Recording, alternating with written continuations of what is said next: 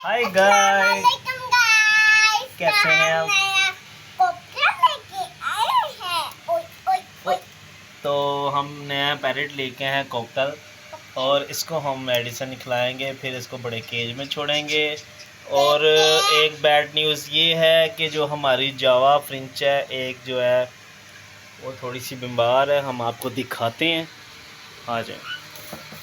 तो उसको हम जो है मेडिसिन लेके हैं, उसके लिए हम आपको दिखाते हैं। ये हमारी जावा है,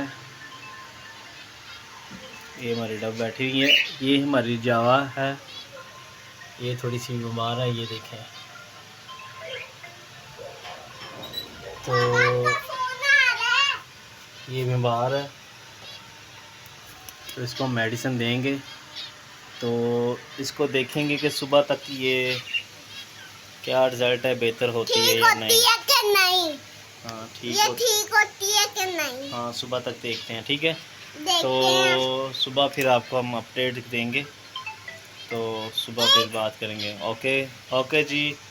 अभी 11 बज गए हैं, रात का टाइम है। रात का टाइम है।